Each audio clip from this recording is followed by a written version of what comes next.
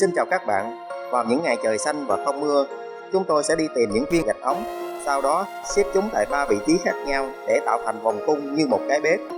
Tiếp theo, chúng ta sẽ mang thêm một ít củi, rồi vào nhà lấy một khuôn bánh đem ra để làm món bánh tàng ong. Đây là những nguyên liệu mà chúng ta cần để làm những chiếc bánh. Đầu tiên tôi sẽ cho vào thau bột mì, bột năng, bột nở, muối, vani, rồi trộn đều chúng lên. Tiếp theo, chúng ta sẽ lấy một cái thau lớn khác, đập vào nó 5 quả trứng gà, thêm đường, sữa đặc, bơ và nước cốt dừa. Sau đó khuấy lên để tất cả được hòa tan hoàn toàn với nhau. Ta sẽ lấy phần bột lúc nãy cho vào thau này và trộn đều lên để chúng thành một hỗn hợp đồng nhất, rồi để sang một bên.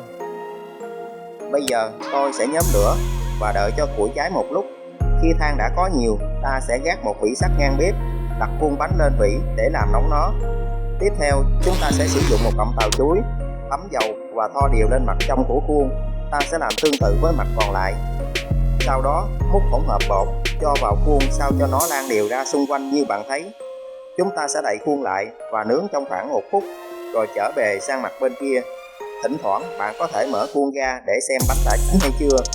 Khi bánh đã chuyển sang màu vàng đậm, ta sẽ lấy bánh ra dĩa, rồi tiếp tục làm tương tự với phần bột còn lại. Tất cả đã xong, chúng ta có được những chiếc bánh tàng ong vàng thơm.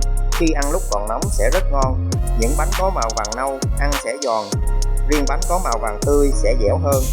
Hồi đó chúng tôi rất thích loại bánh này và hay đòi mẹ mua trong những dịp đi chợ buổi sáng.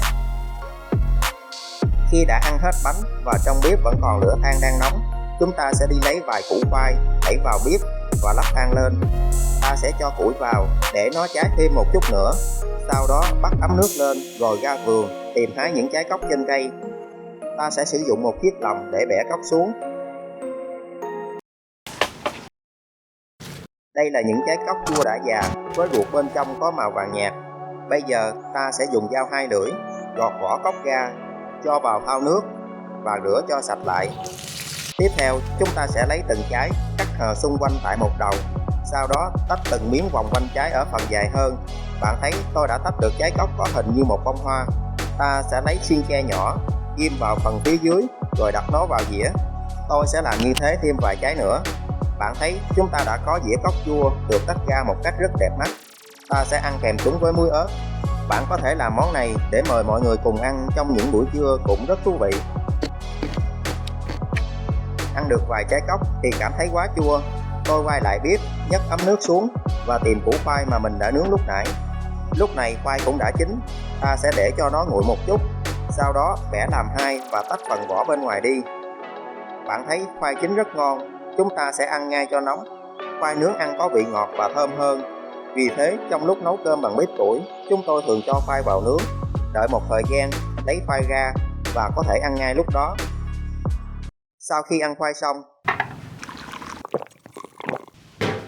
chúng ta sẽ ra bụi chuối, tìm một cây có thân vừa lớn. Bây giờ bắt đầu từ gốc khoảng chừng nửa mét, ta sẽ cắt ngang thân cây để chỉ lấy phần bên dưới.